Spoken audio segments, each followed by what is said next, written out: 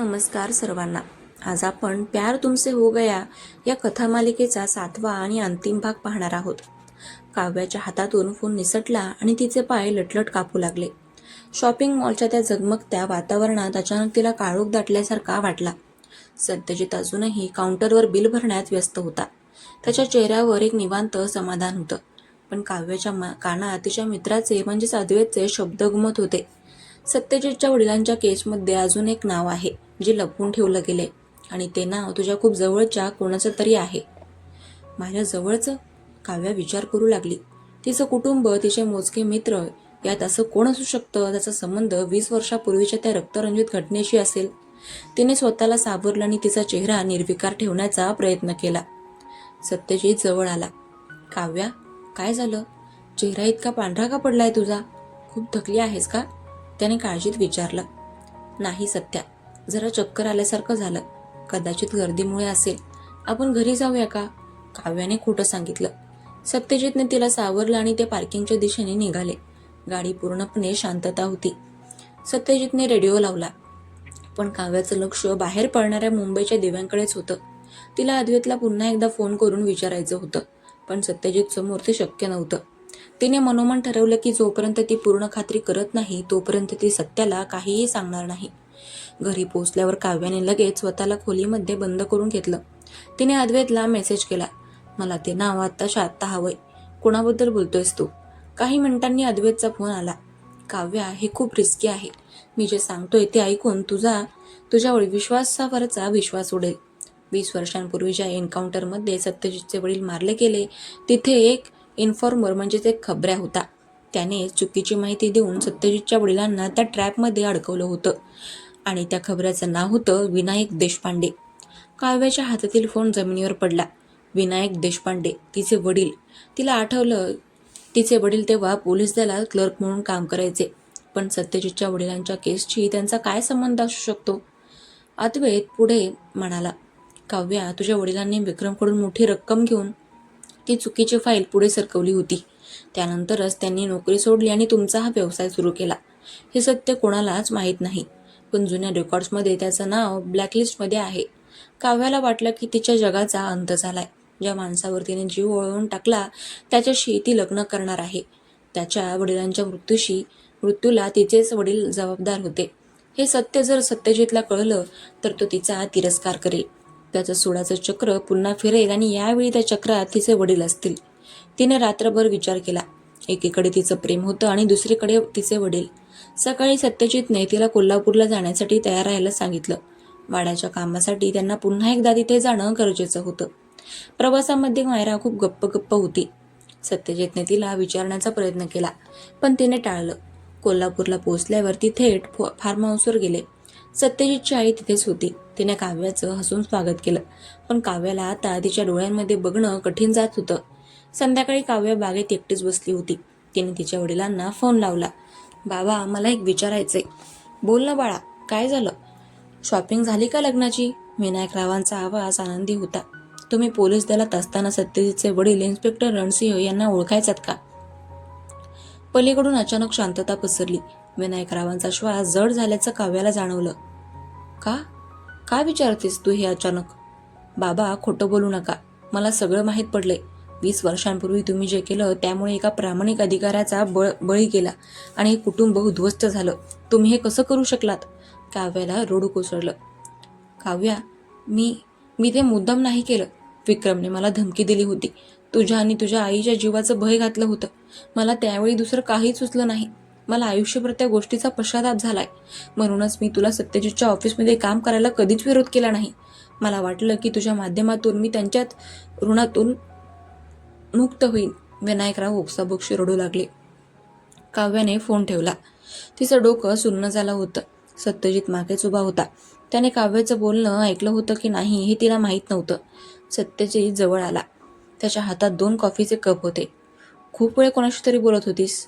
कोणाचा फोन होता? त्याने विचारलं. त्याच्या आवाजात नेहमीची शांतता होती, पण नजरेत काहीतरी वेगळंच होतं. बाबांचाच फोन होता. लग्नाबद्दल विचारत होते. काव्याने कसाबसा आवाज काढला. सत्यजितने एक घोट घेतला आणि लांबवर पसरलेल्या जळलेल्या वाड्याच्या अवशेषांकडे पाहिलं. काव्या, तुला माहितीये, काल रात्री मला एक मेल आला होता. प्रतापराव जेलमध्ये गेल्यानंतर त्यांनी एक स्टेटमेंट दिले. त्यांनी म्हटलंय की माझ्या वडिलांच्या मृत्यूमध्ये एका आतल्या माणसाचा हात होता. तो माणूस पोलीस डिपार्टमेंटमध्येच होता. काव्याचं हृदय जोरजोरात धडधडू लागलं. सत्याला कळलंय का? मी शोधतोय त्या माणसाला. सत्यजितचा आवाज आता कठोर झाला होता. विक्रमला मी मारलं. प्रतापराव जेलमध्ये आहेत, पण त्या गद्दाराला मी सोडणार नाही, ज्याने माझ्या वडिलांचा विश्वासघात केला. त्याला मी अशी शिक्षा देईन की पुढची 7 पिढी त्याची आठवण काढताना थरथरेल. काव्याला जाणवलं की ती ज्या आगीतून बाहेर पडली होती त्याहून मोठी आग आता तिच्या समोर होती. जर तिने सत्याला आत्ता सत्य सांगितलं तर कदाचित तो तिला माफ करेल, पण जर त्याने तिच्या वडिलांना शिक्षा दिली तर? आणि जर तिने लपवून ठेवलं आणि त्याला नंतर कळलं तर त्यांचं नातं कायमचं संपून जाईल. त्या रात्री काव्याला अजिबात झोप लागली नाही.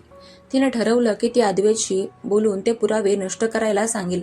पण अद्वैतने सांगितलं की सत्यजितच्या कंपनीचं कवच सर्व्हर इतका शक्तिशाली आहे की त्याने आधीच जुन्या गुन्हेगारी रेकॉर्ड्सचा डेटा स्कॅन करायला सुरुवात केली आहे.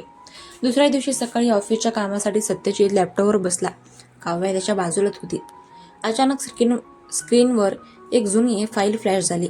त्यावर नाव होतं case file 197, inspector Ransingh death mystery. सत्यजितने ती फाईल उघडली. काव्याची नजर स्क्रीनवर खेळली होती. फाईलच्या शेवटी साक्ष देणाऱ्या आणि माहिती पुरवणाऱ्या व्यक्तींची यादी होती. जसा जसा कर्सर खाली जात होता तसा काव्याचा श्वास रोखला जात होता आणि अचानक ते नाव स्क्रीनवर आलं, विनायक डी, इन्फॉर्मर. आणि सत्यजित शांत झाला. त्याने त्या नावावर क्लिक केलं. विनायक देशपांडे यांचा फोटो आणि पत्ता स्क्रीनवर उमटला. सत्यने हळूच मान वळवली आणि काव्याकडे पाहिलं.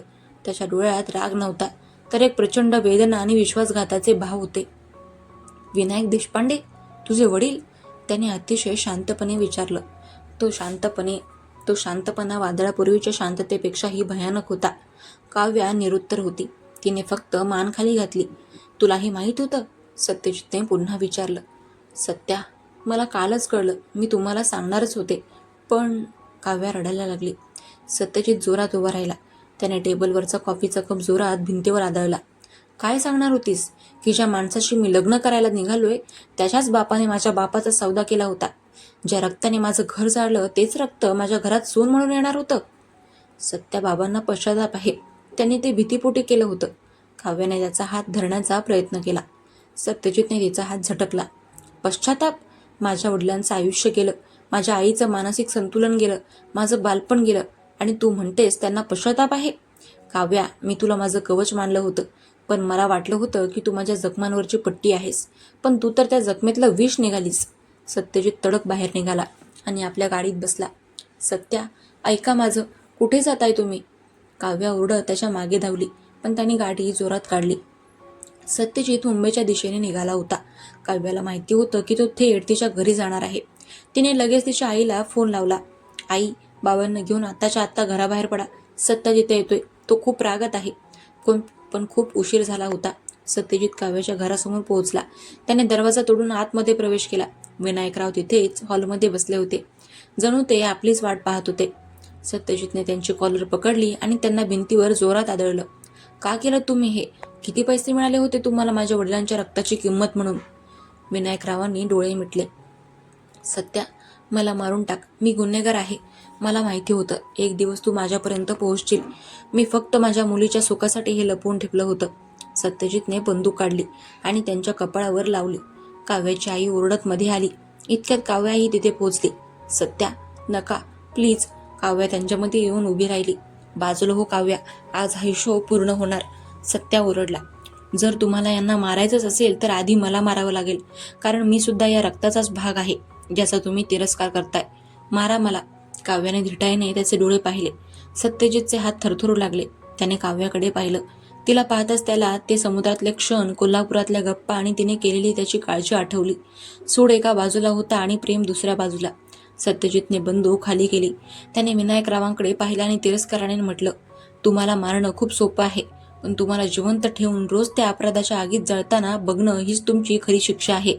तुम्ही माझ्या वडिलांना मारलं, पण आज मी माझ्या प्रेमाला मारतोय. त्याने काव्याकडे पाहिलं. काव्या देशपांडे, आजपासून आपल्यातलं सगळं संपलं. कवच हा प्रोजेक्ट आपण इथेच थांबवतोय. तू आजपासून माझ्यासाठी मेली आहेस. सत्यजित तिथून निघून गेला. काव्या तिथेच कोसळली. भागांच्या या महाकाव्यातील भाग एक अत्यंत वेदनादायी वळणावर संपला. प्रेम आणि सूडाच्या या लढाईमध्ये प्रेम हारलं होतं आणि सूड जिंकला होता. पण खरोखरच सगळं संपलं होतं का? की नियतीला या दोन तुटलेल्या मनांना पुन्हा जोडण्यासाठी अजून एखादा मोठा खेळ खेळायचा होता? सत्य आणि काव्य आता एकमेकांचे शत्रू झाले होते की त्यांच्यातील दुरावा ही एका नवीन संघर्षाची सुरुवात होती? सत्यजितच्या त्या शेवटच्या शब्दांनी काव्याच्या कानात जणू शिसवतलं होतं. तो घराबाहेर पडला आणि त्याच्या गाडीचा वेगाचा आवाज हळूहळू कमी होत गेला. पण काव्याच्या मनातील कल्लोळ वाढतच होता. विनायकराव जमिनीवर सुन्न होऊन बसले होते. घरातील भिंती अजून जणू त्यांना त्यांच्या पापाची जाणीव करून देत होत्या. काव्याने तिच्या आईला सावरलं, पण तिचे स्वतःचे डोळे कोरडे पडले होते. ज्या प्रेमासाठी तिने जगाशी लढा दिला तेच प्रेम आज एका जुन्या सत्याच्या ओझ्याखाली चिरडलं गेलं होतं. सत्यजित वेड्यासारखी गाडी चालवत होता. मुंबईच्या हायवेवर होता. त्याचे हात स्टेअरिंगवर घट्ट आवळले होते. त्याला वारंवार तेच चेहरे दिसत होते. त्याचे वडील रक्ताच्या थारोळ्यात पडलेले, त्याची आई आश्रमात रडताना आणि काव्या, हसणारी काव्या. धोका सगळीकडे, फक्त धोकाच आहे. तो स्वतःशीच पुटपुटला. त्याने ऑफिस गाठलं. मध्यरात्र झाली होती, पण त्याने सर्व लाईट चालू केले. त्याला शांत बसायचं नव्हतं. त्याला काम करायचं होतं. इतकं काम की त्याला काव्याची आठवण येऊ नये. दुसरीकडे काव्याने ठरवलं होतं की ती अशी हार मानणार नाही. तिचे वडील चुकले होते, पण तिचं प्रेम खरं होतं. तिने विनायकरावांना पोलिसांकडे सरेंडर व्हायला सांगितलं. बाबा, जोपर्यंत तुम्ही तुमच्या कर्माची शिक्षा भोगत नाही तोपर्यंत सत्याचं मन शांत होणार नाही. तुम्हाला जेलमध्ये जावंच लागेल, तिने कठोर शब्दात सांगितलं. विनायकरावांनी मान डोलावली. त्यांनाही आता त्या अपराधाच्या ओझ्याखाली जगायचं नव्हतं. दुसऱ्या दिवशी सकाळी विनायक देशपांडे यांनी पोलीस स्टेशनमध्ये जाऊन स्वतःचा गुन्हा कबूल केला. ही बातमी वाऱ्यासारखी पसरली. सत्यजितला जेव्हा हे कळलं तेव्हा तो त्याच्या केबिनमध्ये बसून कवचच्या नवीन कोडिंगवर काम करत होता. त्याला वाटलं होतं की त्याला आनंद होईल, पण त्याच्या काळजात एक कळ आली. त्याला माहिती होतं की हे काव्यानेच केलं असणार. पुढचे 2 महिने दोघेही एकमेकांपासून पूर्णपणे लांब होते. सत्यजितने स्वतःला ऑफिसमध्ये कोंडून घेतलं होतं. त्यांनी कवच प्रोजेक्ट पूर्ण केला होता, पण त्याचं नाव आता कवच द रक्षण असं बदललं होतं. काव्याने तिचं छोटं डिझायनिंग स्टार्टअप पुन्हा सुरू केलं होतं, पण तिचं मन मात्र कोल्हापूरच्या त्या जळलेल्या वाड्याच्या आठवणीत अडकलं होतं. एका संध्याकाळी सत्यजितच्या आईने त्याला बोलावलं. सत्या, तू त्या पोरीला शिक्षा देतोयस की स्वतःला? विनायक देशपांडे जेलमध्ये आहेत. त्यांना शिक्षा मिळाली, पण काव्याने काय केलंय? तिने तर तुला साथ दिली, तुझ्या जखमा भरल्या. तिचं रक्त तिचे वडील ठरवू शकत नाहीत. आई, ज्या घरातून माझ्या विनाशाची सुरुवात झाली त्या घरात मी पुन्हा जाऊ शकत नाही, सत्यजित करड्या स्वरात म्हणाला. पण सत्या, तुझे वडील असते तर त्यांनी काय केलं असतं? त्यांनी न्यायाचा विचार केला असता की सुडाचा? तू आज न्यायाच्या नावाखाली एका निरागस जीवाचा बळी देतोयस. आईने त्याला आरसा दाखवला. सत्यजित शांत झाला. त्याच रात्री मुंबईमध्ये एका मोठ्या सायबर क्राईमचा अलर्ट वाजला.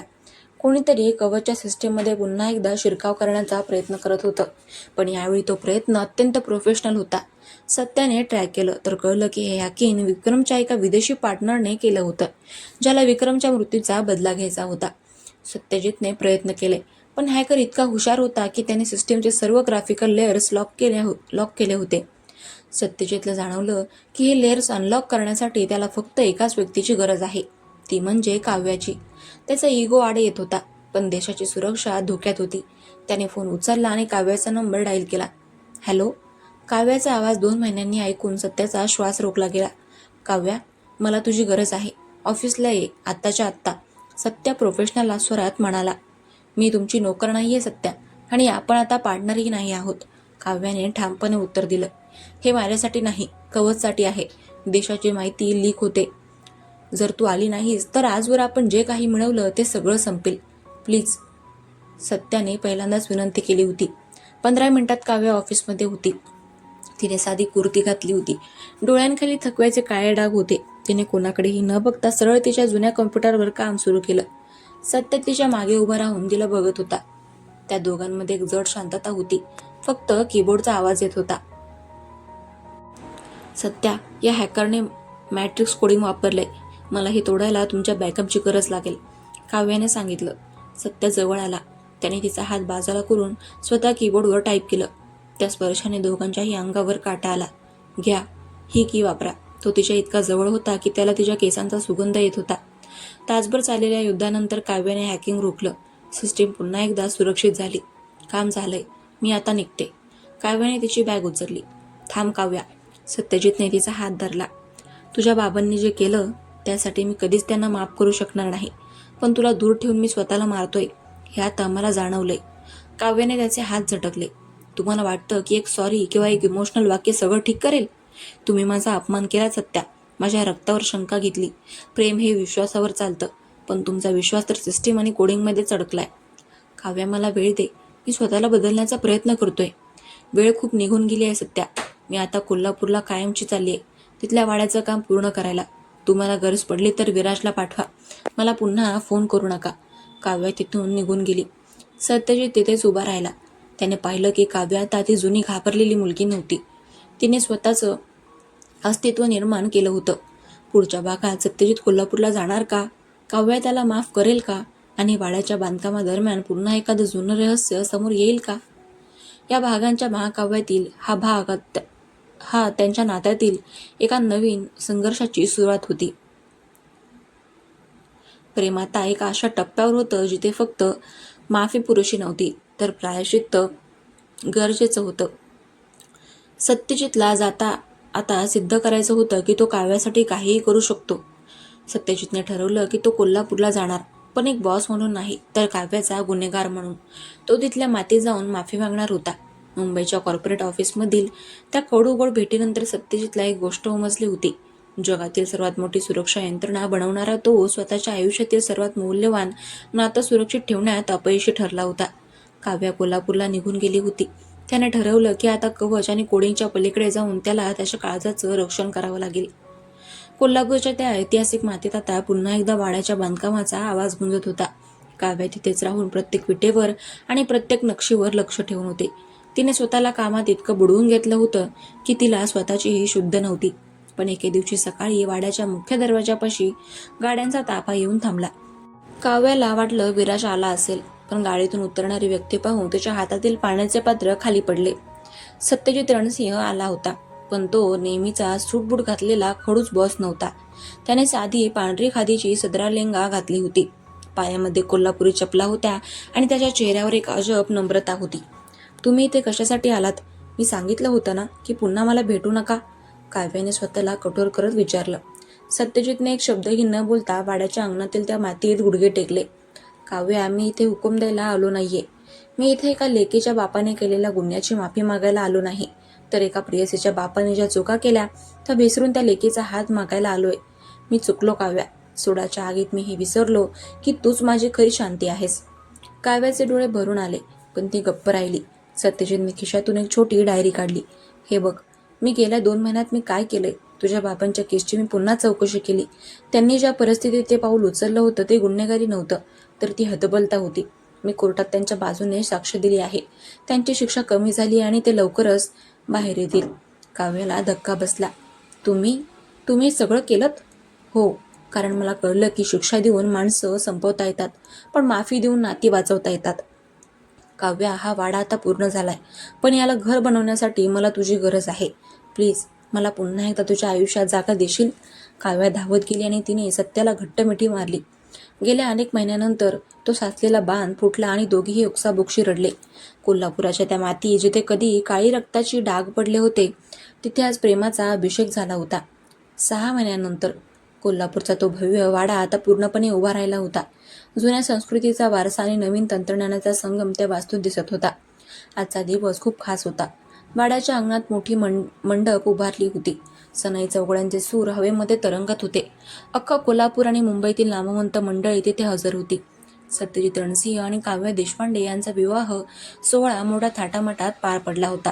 काव्या पिवळ्या रंगाच्या नऊवारीत साडीत एखाद्या देवतेसारखी दिसत होती, तर सत्यजित आपल्या कोल्हापुरी फेट्यात एखाद्या राजासारखा रुबाबदार दिसत होता. विनायकराव देशपांडे, जे आता जामिनावर बाहेर आले होते, यांनी ओल्या डोळ्यांनी आपल्या मुलीचा हात सत्यजितच्या हातात दिला. सांभाळ माझ्या लेकीला सत्या, विनायकराव गहिवरून म्हणाले. बाबा, आता तिची जबाबदारी माझी नाही, ती स्वतः माझं कवच आहे, सत्यजितने हसून उत्तर दिलं. लग्नाचे विधी पार पडले. संध्याकाळी रिसेप्शनच्या वेळी सत्यजितने माईक हातात घेतला. सर्वांना वाटलं तो काहीतरी बिझनेसबद्दल बोलेल, पण तो काव्याकडे बघून म्हणाला. आयुष्यात अनेक युद्ध लढलो, अनेक सिस्टीम्स हॅक केल्या, पण या एका मुलीने माझं मन असं हॅक केलं की मला कधीच पासवर्ड बदलावासा वाटला नाही. काव्या, तू फक्त माझी पत्नी नाहीस, तू माझ्या विस्कटलेल्या आयुष्याची सर्वात सुंदर ग्राफिक्स आहेस. सगळ्यांनी टाळ्यांचा कडकडाट केला. काव्याने सत्याच्या खांद्यावर डोकं टेकवलं. रात्री वाड्याच्या गच्चीवर दोघे निवांत बसले होते. समोर कोल्हापूरचे दिवे लखाकत होते. सत्या, आता सगळं ठीक झालं ना? काव्याने विचारलं. सगळं एकदम परफेक्ट आहे काव्या. कवच आता देशाला सुरक्षित ठेवते आणि तुझं प्रेम मला. सत्यजितने तिच्या कपाळावर एक हळूवार किस केला. आकाशातील चांदण्या जणू या जोडीला आशीर्वाद देत होत्या. खडूस सत्यजित आता पूर्णपणे बदलला होता आणि काव्याच्या स्वप्नांचा राजकुमार झाला होता. त्या दोघांच्या आयुष्यातील हा ऋतू आता कायमचा वसंताचा झाला होता. तर मंडळी, कशी वाटली ही संपूर्ण कथा मालिका? जर तुम्हाला आवडली असेल तर कमेंट्स करून नक्की सांगा. आणि हो, लवकरच आपल्या चॅनलवर एक नवीन कथामालिका सुरू होणार आहे. त्यासाठी आपल्या चॅनलला सबस्क्राईब करून बाजूच्या बेल आयकॉनवर नक्की क्लिक करा. म्हणजे नवीन कथामालिका सुरू झाल्यावर पहिलं नोटिफिकेशन तुम्हाला येईल. तोपर्यंत बघत राहा ही आपली कथामालिका. चलो बाय. हर हर महादेव.